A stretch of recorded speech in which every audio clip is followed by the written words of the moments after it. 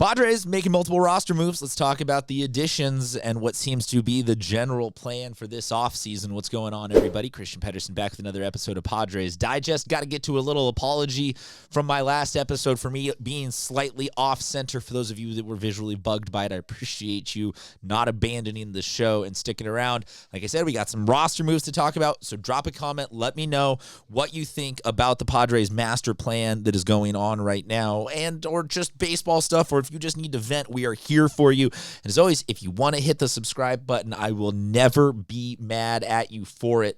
Saw this headline, and I thought, let's get to it. Padres select Garrett Hawkins and Miguel Mendez. What did they select them for? Drum roll, please. They have been added to the 40-man roster. Garrett Hawkins and Miguel Mendez, both Padres prospects who are now members of the 40-man roster. For those of you that are confused also by reading the end of that saying, why a 40-man roster? What is that? And why are we at 36 people on it? And what? Christian, why do I need to care about this? Okay. You care about it because the Padres are your team, and you would not be on a Padres YouTube if you didn't care about it. But you care about it because right now the Padres seem to be, for the first time in the last couple of years, going into a season where we will need to actually pay attention to our minor leagues in terms of no longer just being like, here are a bunch of trade pieces that A.J. Preller can throw together for great talent. It's going to be, we got to start paying a little bit of attention to who maybe gets to get called up or who is even just invited to, like, spring training. So all of these moves matter.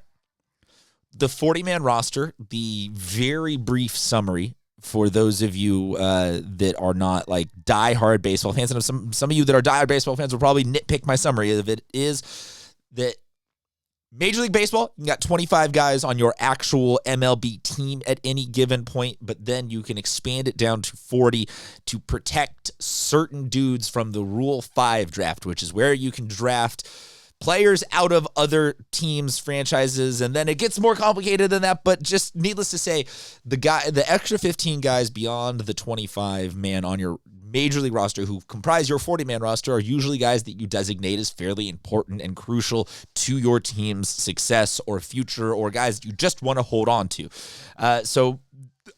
This is the Padres saying that Garrett Hawkins and Miguel Mendez are people that they find important. They are both pitchers, so let's get to the summary of, like, what are we looking at right now? I apologize, as always, to people that are watching this on a phone. I will read along for you. This is a description. Garrett Hawkins, 25, was the Padres' 9th-round pick in 2021. He pitched 60 innings in 2025 with a sparkling 1.5 ERA, 35.1% strikeout rate, 10% walk rate. He's a pure bullpen prospect who returned from Tommy John surgery in 2025 with even better velocity and strikeout rates. Hawkins still hasn't pitched in AAA, but is an obvious candidate to get a big league look in 2026. So Hawkins being a bullpen guy, I get that some of you are going to be like, oh my God, Christian, I do not care in the middle of November about who's going to be the 8th guy in the Padres bullpen. And I say that you do need to care, because if the Padres have a back end of Mason Miller and Adrian Morejon, those two are elite.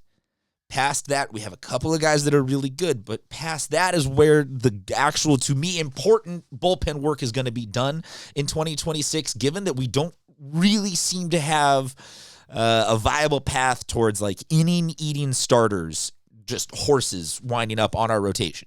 Joe Musgrove, sure. Pivetta, sure. Like, even if you have those two guys going 7 innings every time they're out there, every single time they're out there, the rest of what's going to comprise our 3, 4, 5 rotation, or the other pieces, are not. We just don't have those guys right now. So the bullpen's going to get a lot of usage. And yes, that usage is going to include the Padres aren't going to hold back and be like, oh, we can only throw Mason Miller 2 times a week. They're going to use those guys, but we're also going to need the David Morgans to come out of the woodworks again, and Yuki Matsui to have a better season, and guys then like Garrett Hawkins to step up on their maybe he's the shuttle guy who comes up and down 6 different times. But there's a need, from my opinion, to really care about who's going to comprise the bulk of those just eat them up. We're down 3 to the Astros in a dog days of summer game. Do we have a guy that we can trust to just go out there and keep us where we're at? Get a bridge quarterback to get us from a night game on a Tuesday through a day game on a Wednesday. Like, it's those innings that I'm talking about, that Hawkins could be a viable guy. And I love the strikeout to walk ratio. So I get that this is me kind of scraping the bottom of the barrel for content here, but this isn't me scraping the bottom of the barrel content at the same time, if you get what I'm saying, because these are actually good pitchers, and the Padres designating them to the 40-man, I think, is a good sign. Let's talk about Mendez. He's 23, so a couple years younger.